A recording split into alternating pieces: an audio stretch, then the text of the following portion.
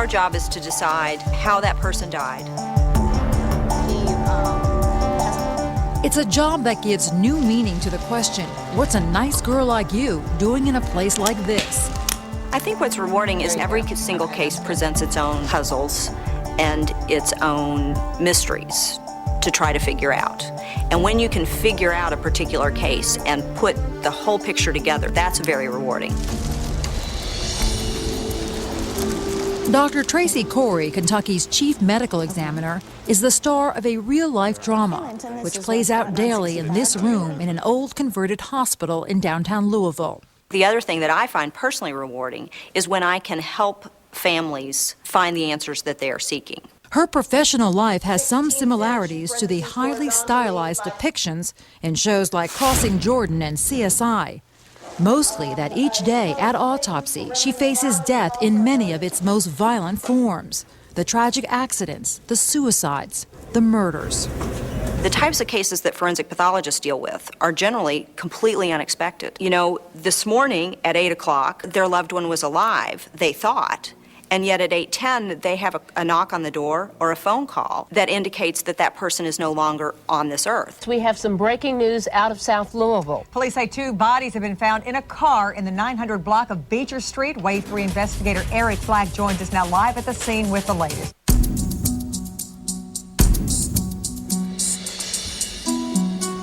It's early Saturday morning. I'm never sure when they're gonna... The weekend for most of us, but a work day for Dr. Corey. Yesterday's breaking news, the double homicide, will be today's caseload and her first chance to aid the murder investigation. I think there are very few people who go into medical school who would want to see what we see on a daily basis. Finished all that stuff for Senora Sparling? Mm-hmm. Okay. But before work, some early morning family time with her husband and one of her 2 sons. Donald Berbrink is a Louisville police captain who says his wife is like a sharp detective, relentless in pursuing answers for victims' families. She could have been a very, very good detective. She's almost like Columbo, you know, Peter Falk, it's like, one more question. It's like, please be done, you know, please don't ask more. Wear your heavy coat, please. Okay. But at home, she's like any mother, a worrier. Hello. Maybe even more protective because of the dangers she sees every day at work. A job like this makes you more aware of hazards, risks, and worst-case scenarios than if you work in a library or a law office. As she arrives at the morgue, Dr. Corey knows exactly what's in store for her. I pretty much know what I'm going to do. You know, if you have a gunshot wound case, that you're going to be doing x-rays.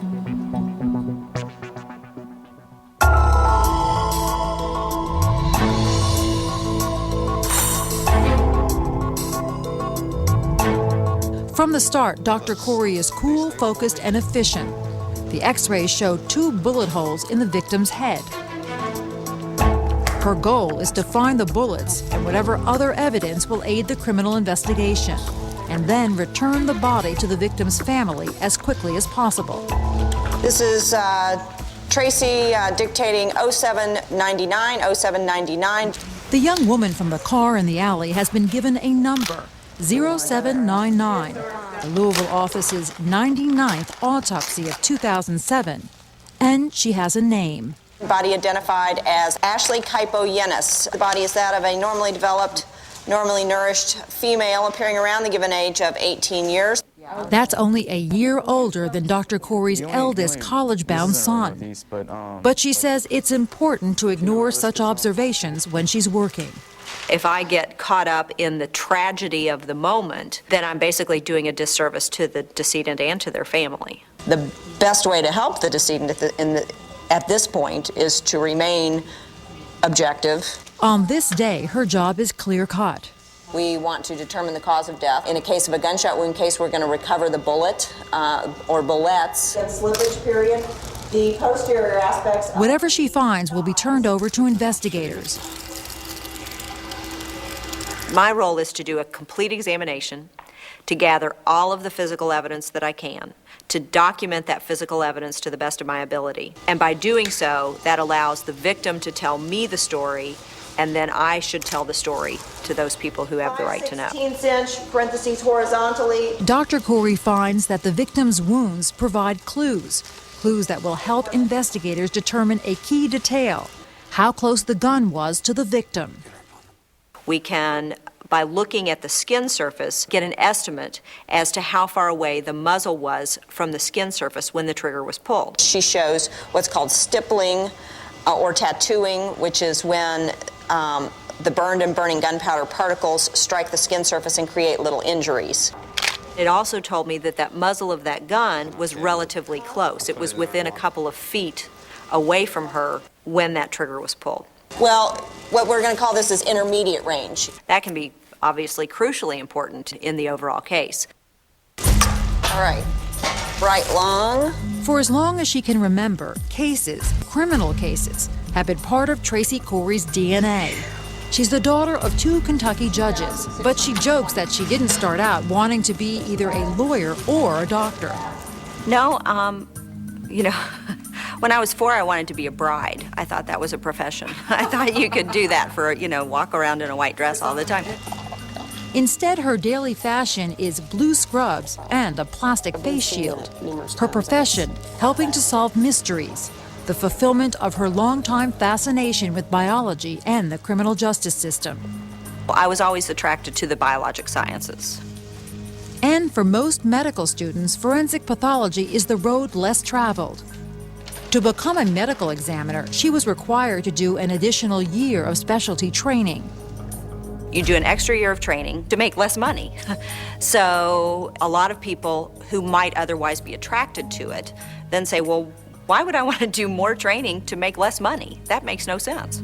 So why would she? Because it's a great profession, because it is extremely interesting, because it is never boring, and because it can be very rewarding in that you're providing a public service. Not only does she aid the police, she also helps grieving family members by determining the exact cause of death.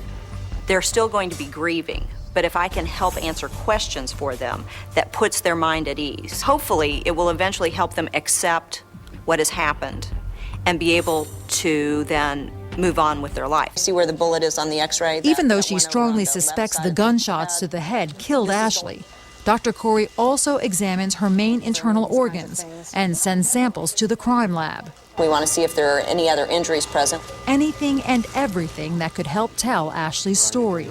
Our problem is we don't know what may become important later. Unlike in clinical medicine, I can't call the patient back and say, oh, well, now I think I want to do this test. Because she doesn't know what unexpected twists and turns the homicide investigation might take. Yes. So Dr. Corey makes sure everything is painstakingly photographed and documented as potential evidence. The examination involves an array of knives, scalpels, and even this tool, known as a vibrating saw.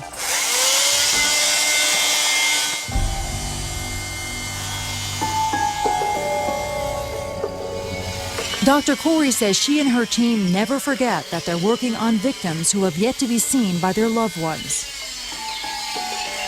Our goal is to place our incisions such that the family will be able to have their normal funeral arrangements that they would if the person had not undergone an autopsy. Something in this case may pose problems for the funeral director, those nasty burns investigators found on Ashley's back. I saw evidence that she had been sitting on a seat warmer in a car. The heat accelerated body decomposition, but Dr. Corey says it won't affect the autopsy.